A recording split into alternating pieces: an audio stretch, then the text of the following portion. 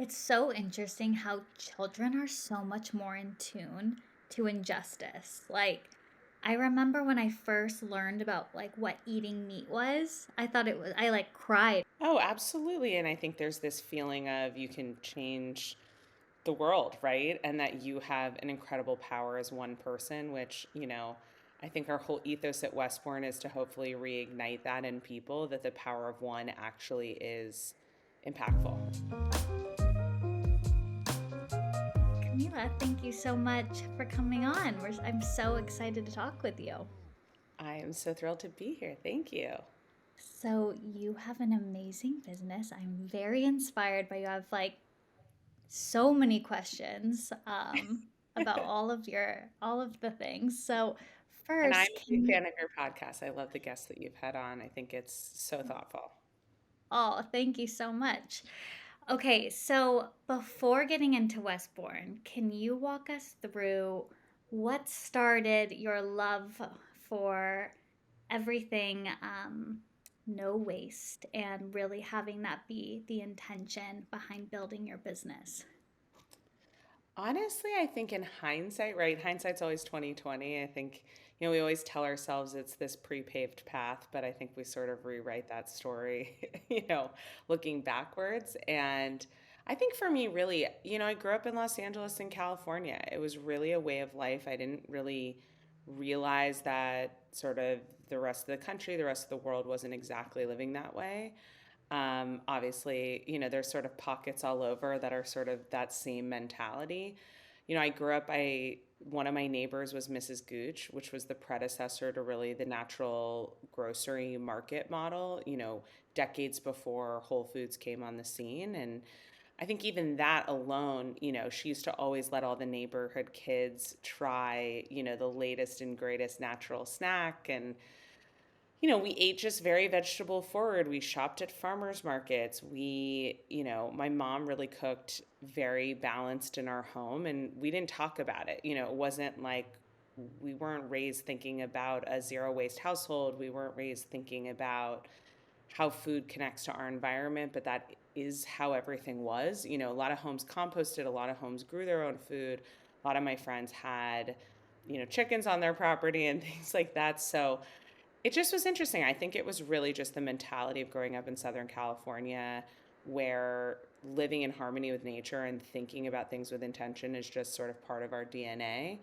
And as a young kid, I was always very passionate about the environment. I've sort of recently discovered letters I wrote, to the president about extinct animals and, about the rainforest. And I just think even at a young age, I was very aware at how much responsibility we really have to take care of things outside of ourselves, and to really make those decisions, like I said, with intention and sort of a larger perspective. So I don't know, really, I think just from childhood. It's so interesting how children are so much more in tune to injustice. I remember when I first learned about what eating meat was, I cried. I was like, how this is an animal? I don't know. I just feel like children are so in touch. Oh, absolutely. And I think there's this feeling of you can change the world, right? And that you have an incredible power as one person, which, I think our whole ethos at Westbourne is to hopefully reignite that in people, that the power of one actually is impactful. Okay, so tell us about starting a restaurant. I know you closed your physical location in 2020, but the business has continued to grow since. Can you walk us through what it was like, one, to start a business that is a restaurant, and two, kind of like transitioning out of a physical location to a virtual business? Yeah, I mean, it was interesting. The entire concept of Westbourne really was more than the four walls from the start. And what I originally was thinking about was really, I always had a passion in food. Like I said, I always had a passion for the environment. And, I'm a born very strong extrovert. So always passionate about bringing people together. And really, post college and post the last, big recession, I think for me, realizing that this rise in conscious capitalism, right? You had the Warby Parkers of the world coming up, and all my friends were really attuned to what they were wearing, what glasses, what shoes, what travel suitcase they're purchasing and what it did and how it, had a positive impact on their community or something larger. And that sort of mission driven consumerism, I started realizing, hey, so interesting that hasn't really filtered into food. So when I first started working in restaurants, no one was composting. Actually, my first restaurant job, I set them up with a composting program. I worked on energy efficiency, lighting, right? LED technology was very early, and people were not even thinking about, right, lights in a restaurant or in your home. So again, seeing that sort of, it was far behind where other industries were, and yet seeing my peer group really care and actually change so much of their behavior and how they were spending and buying things and talking about it, and just the pride of which I think our generation wanted to do it better, and be a little bit more mindful about those choices and purchases, but realizing the irony is I've always said this, we make more decisions about what we eat and drink in every day than anything else. And yet that has never really been connected, right? You eat at a restaurant. Most restaurants are hugely charitable. They're anchors in their neighborhoods. They give a lot. They're very connected to charitable organizations. And yet most diners don't really know. And so even working in restaurants that had raised so much for so much good, and realizing that, again, friends who had eaten there, other guests really had no idea, and just seeing where the world was moving in that direction. So to me, it just felt sort of natural that, um, natural to me that there needed to be a brand that stood for connecting food and how to take care of yourself with sort of a California mindset of wellness, which also includes taking care of our planet through one of the drivers of it, which is our food system. And again, having that collective impact of, you eat and drink, you make more decisions about what you eat and drink in your everyday life than anything else. And what if a small fraction of every single meal, every single snack, every time you cooked at home actually could collectively have a pretty significant impact? So that was really the kernel of the idea. How do you go about it? I always say, brick by brick, one foot in front of the other. And, you just have to remind yourself, I think anyone in any career, think being an entrepreneur, and doing a startup really is no different. Every day is a roller coaster. Every day has wins and losses and, joys and low troughs. And you just have to sort of see the North Star and just put one foot in front of the other, make one choice and then another, and brick by brick. I used to tell everyone in the restaurant, this entire business, our brand and what we stand for in our community will be built brick by brick, one piece at a time. It's very inspiring to me because building a business is hard enough, but building it with so much intention of zero waste is such a declaration that I just have so much respect for. How did you, I mean, for anyone who is trying to go zero waste or like inspired by even just trying to start going towards less waste, what recommendations do you have, like tangible things you did that are easy for other people to follow? Look, I think on a personal level, I really advise people start with one thing. That's sort of that one foot in front of the other, right? How do you train for a marathon? You go for your first run, right? And then you go for your second, and then you go for your third. I look at life is long and something that takes, time and dedication. So take one thing. Think of one thing in your home, whether that's deciding you're just not going to use paper towels anymore, or you can use recycled bamboo toilet paper instead of cottonelle. There's very small things you want to convert to a more sustainable cleaning product in your home. So take one thing and then see how it feels. And really, I think after you make one choice, it often leads to the next one, and it gets easier and easier and sort of snowballs. And I think the same is true for business. I think that, look, I come from the camp of, again, Rome wasn't built in a day. And I think that all efforts are really positive, and we should be supportive of everyone making those changes, even if they feel incremental and it's easy to sort of discard it and say, oh, well, it's not enough. And I think a lot of times we do get down that slippery slope of judgment, right? Oh, you're trying to do good, but is it good enough? Is it really the very most sustainable it can possibly be? And I don't know. I take a much more, I think, balanced and tempered approach because to me, that's going to turn people off from even trying.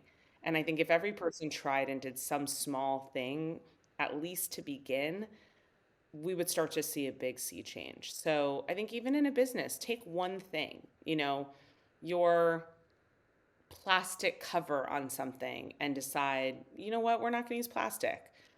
Figure something else out in how it's packaged, or take one ingredient and say, you know what, I'm going to commit to this one ingredient is going to be zero waste, or an upcycled input. Something. Take one thing and again, use it as a beta, use it as something that your team experiments with, and then assess it, how it felt, what it did for yourself, for how you feel, but also how, your community is responding to that. I just think starting one piece at a time just makes it so much more approachable and realistic.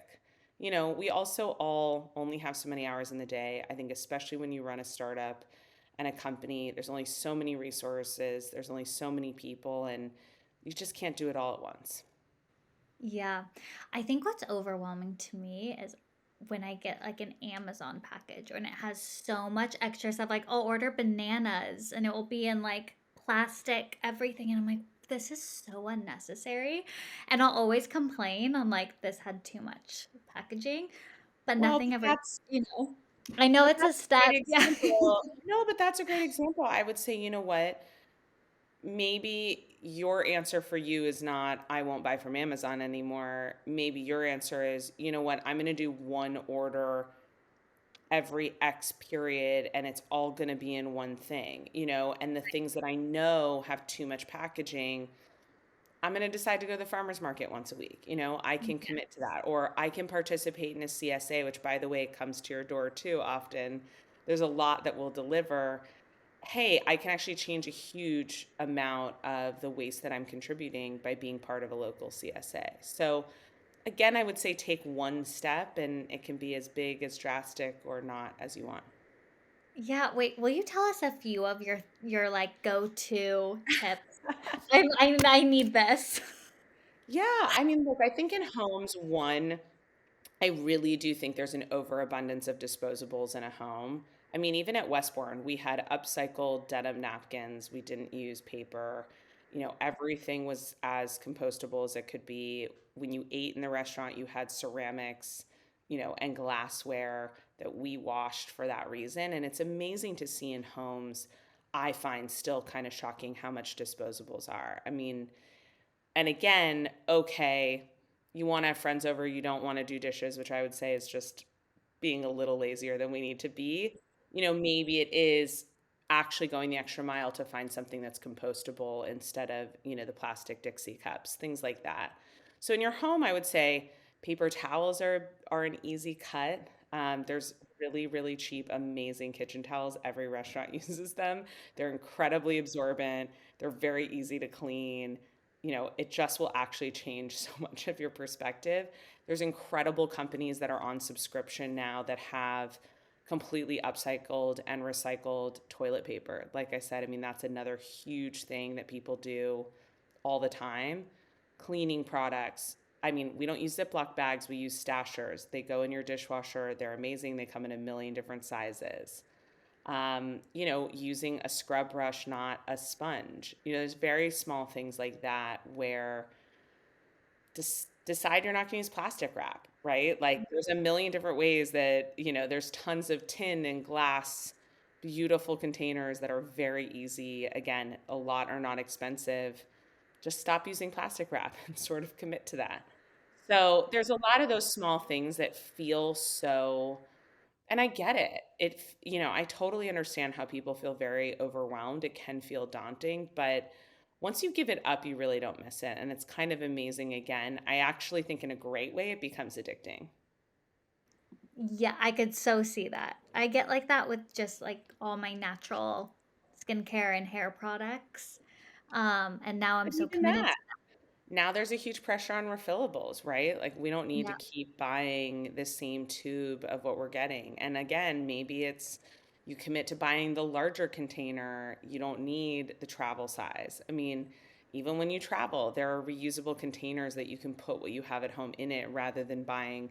Like the thing I think should totally be illegal are those little teeny tiny water bottles that so Oh many my offices gosh. have. Yes, Like those shouldn't even be legal. Or you know what? Let's tax them as much as, diapers are taxed. It's like crazy. totally. Yes. I'm willing to Especially, make a lot of money, for the NRDC through taxing these little tiny water bottles, which by the way are 2 sips anyway. It's yeah, ridiculous. they're already annoying. Things like that. Invest in a water bottle. Yeah. Those small things, right? When someone offers you a plastic water bottle, saying no, thank you, and bringing yours.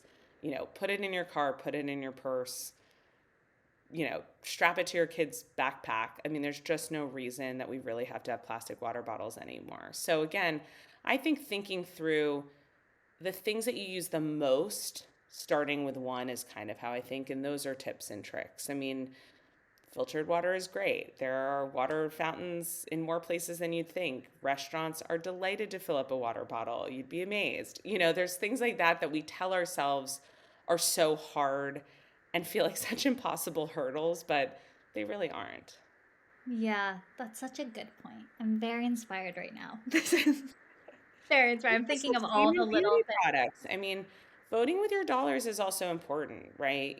Showing retailers that you as a customer, you as a consumer really are caring about how it's packaged, how it gets to your door, who makes it, what it's made of, what they stand for. It does make a big difference. I mean, I know it seems again sort of like, oh, what does my shampoo matter? I'm one person. But you know what? Over time, that's telling the Targets and the Walmarts of the world that at some point there's going to be a domino effect, and everyone's going to start to care about that, and that's going to open up a lot more opportunities, shelf space, etc., for brands that do care. So it actually matters a lot more. Again, those individual choices that feel kind of meaningless are actually quite meaningful. Yeah, absolutely agree. So you were named, congrats, one of Fast Company's most creative people in business, which is incredible. How do you look at creativity within building a business, and how do you feel like you're able to grow your creativity? So interesting. I was just having this conversation with a friend, especially coming from the food world with a lot of chefs, it's very similar, right? You might own your own restaurant, you run the business, but if you are the chef as well, there's a whole other side that requires a very different part of yourself, your brain, your soul.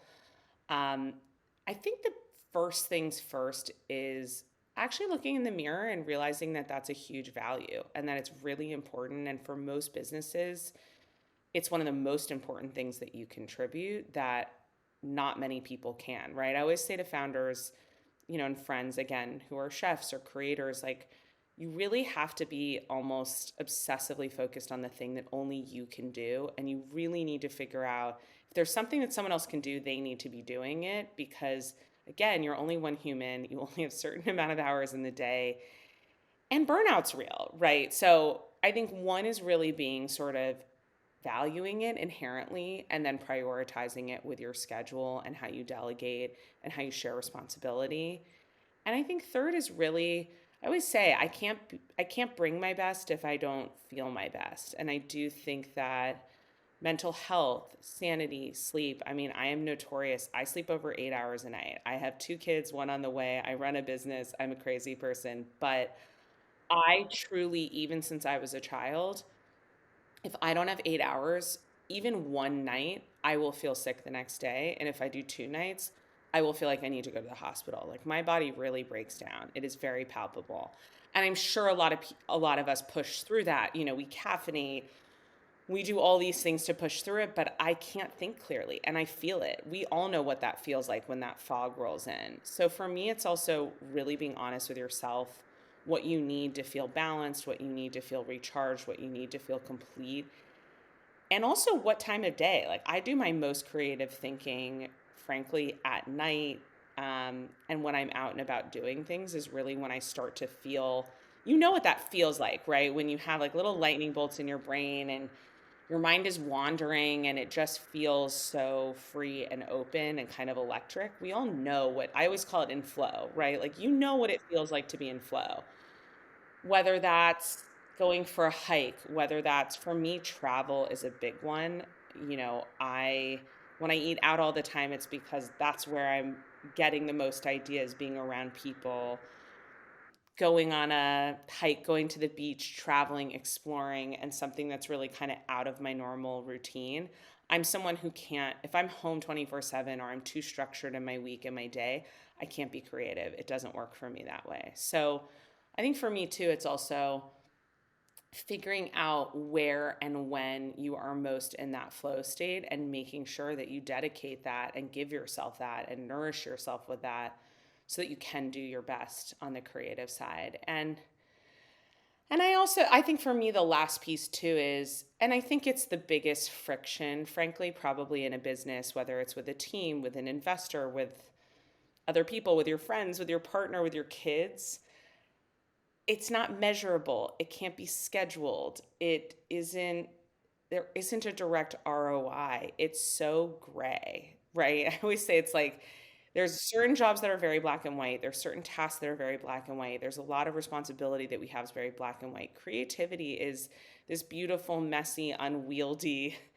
unprogrammed, unscheduled, wild, many, many, many shades of gray that I think is sometimes hard for people. And it's hard to explain, hey, you know what? I need to have time in my week that's spontaneous. I mean, even with my own kids, I can't have the same schedule every day, every week. I mean, I will just explode from the inside out. And I just know that. And I really try and fiercely protect that and make sure that, like I said, I'm really fueling myself first and foremost.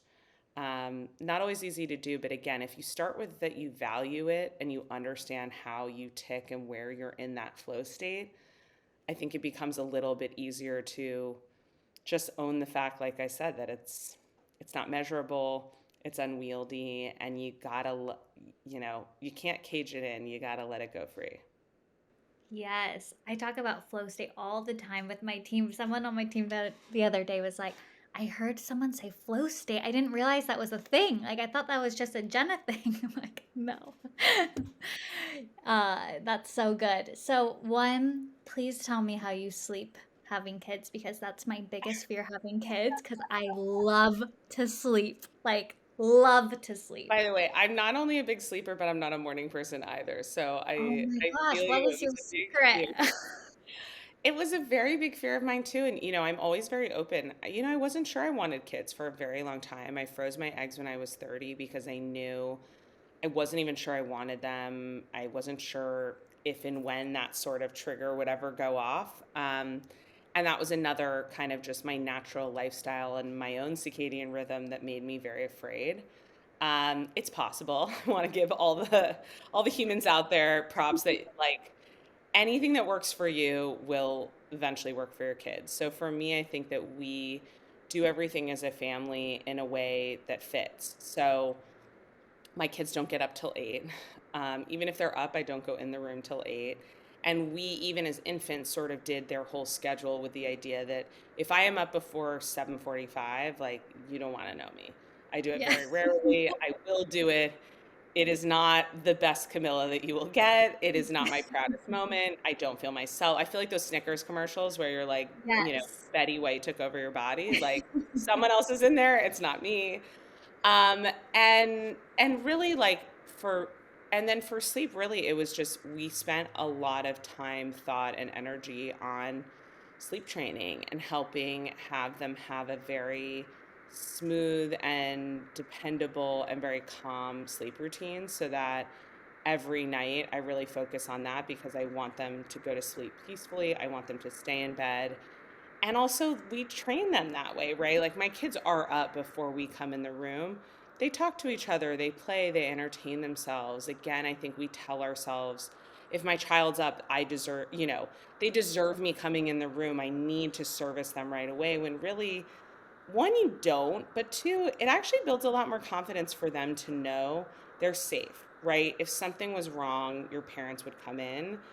it's okay. Like, you are in a safe Yes. space, you're in your own room, and you have your imagination and an entire world around you. The second you're up doesn't mean that your parents are on call. You know, I just think we sometimes look at things through a less balanced lens. And I think for me, family is about all participants. And I think that should include the parents as well, not just, a kid makes a sound and you jump in right away. I mean, they also have to learn that. And I think it's really rewarding for them to see that they can actually really take care of and soothe themselves in a way that sometimes we don't give them credit for. So you can sleep 8 to 9 hours as a parent, I can assure you. And I again, love it it. doesn't mean you're asleep the whole time, but my kids are in bed at 6 and we do not get them till 8. And it is very possible. This is so expanding to me, and I'm absolutely going to call you when I have kids. Please do. I Like, always tell any I any have. parent I am happy to be the hotline. And I think Yes. it's about like not being afraid, right? And not judging yourself for the fact that things actually can revolve around you and that that's okay. I mean, I actually don't think that there's a bad thing with that. Yes. I love it. So, thinking of the future of Westbourne and just really your life, what are you most excited about? Oh, so much. I mean, first and foremost, the unknown. I really do. I'm really never been a huge planner. I'm not a 5-year plan kind of person. I think I look at things through such an expansive view. And I also feel like every year opens up things that none of us could possibly imagine in great ways and in scary ways, right? I mean, I think we've seen that no better than these past 2 years. In so many ways, it's been so tragic and so brutally challenging, but there's always a silver lining. And I think so many people have ended up with life changes and new shifts and new transitions that actually helped them in such a better way. I mean, I even have friends who said, look, I almost never would have had kids if it wasn't for the pandemic. It slowed me Wow. down and helped open that part of me.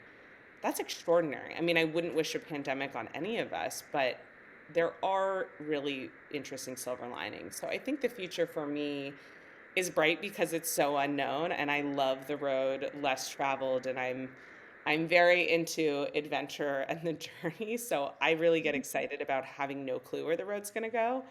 Like I said, I actually would get more bored and stifled if I knew it.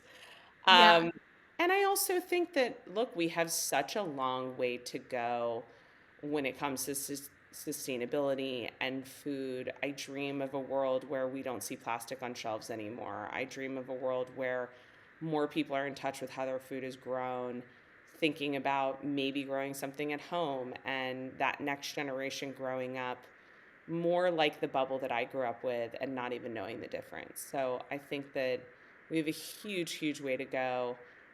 But I find that exciting because I see the change coming, and I think it's really rewarding to get to be even a small part of it.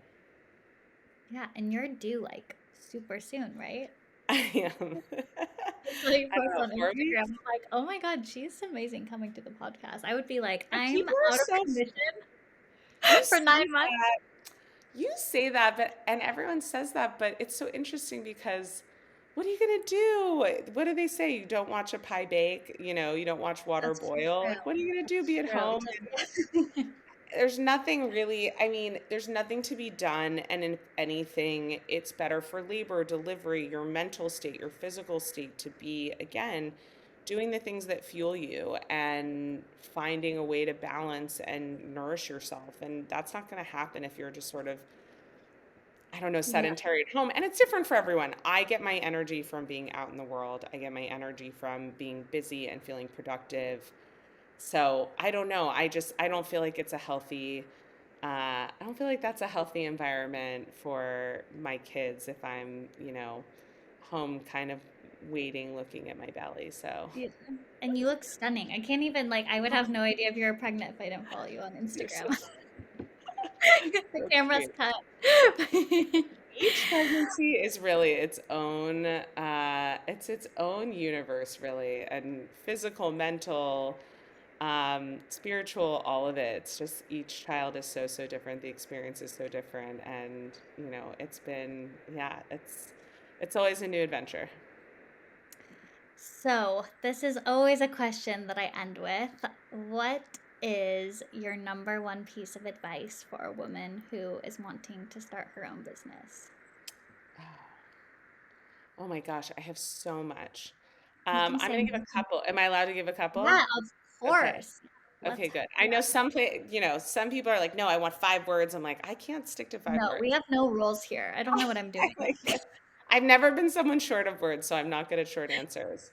And I just don't think that these things are that simple. I've got a few. I mean, first and foremost, I I always have everyone who works with me read Shoe Dog. I think that Nike's an extraordinary company, but again, we look back and tell the narrative that it was this pre-faded, mega company when really that is so far from how it started and how it evolved and what it became. And I love the unexpected winding road that it took and reminds people again that the most important thing for an entrepreneur, my first piece of advice is just do it. You can't overthink it. You can't overplan it. You can't predict the road. You can't structure the 5 year plan. You got to throw out the playbook. You just have to get in the water, start to swim. And okay, if you need to switch your stroke, you switch your stroke. If you need to switch pools, you switch your pool. You have so much more at your disposal by being nimble and open minded and a little bit crazy, a lot fearless. But you don't know if you don't try. And I also think that no matter what, I don't know. It always hurts me to feel like people are talking themselves out of something that might bring them joy, teach them something, help them grow. Success really should come from within, not some sort of outside metric. And you can't script it. So just dive in, don't be so afraid, and know that you have an extra bathing suit, you have an extra towel, you got, different strokes to pull from. You have friends to jump in the pool with you, you can switch pools. I mean, there's just always, so that's my second advice is remember every decision earns you the next one. Don't be afraid to make decisions, don't be afraid to make choices. Do them with an open heart and open mind. Be willing to learn every single day, throw curiosity at things. It will help you get to that next decision. And so it's not about the destination, it's about how do I get to the next decision and how do I get excited about making those choices. I mean, that's the best benefit as an entrepreneur is that you get to make those choices. That's the greatest privilege. And then third is really, I think the most important thing is your village. And that goes personal, professional, all of it. What do they say? You are the sum of the 5 people you spend the most time with. And many of those, if you're an entrepreneur, are going to be people you work with. Remember that the goal is to have fun. The goal is that your cup is filled. And a lot of that comes from the people around you. And don't be afraid to raise your hand and ask for help. Don't be afraid to enjoy and allow yourself to remember that it is supposed to be fun. But I do think the village, I mean, people make everything. I used to always remind people in our restaurant too, a plate of food is a plate of food. A human being with a soul behind it made it, and you can taste every bit of them in every single bite. People Mm. grow our food. People bring our food to the restaurant. People make it, people consume it. It all comes down to people at the end of the day. Build your village, be there for them, show up for them, include them in what you're doing, invite them, be vulnerable with them, ask for help from them inside, outside your organization, random. I'm like the queen of the cold. My team knows I am the queen of the cold call. I am not afraid to ask someone on a blind friend date. I have made some of my best friends in my whole entire life literally cold DM on Instagram, like, into what you're doing, love what you stand for. Can I buy you a coffee? Like, want to take a walk?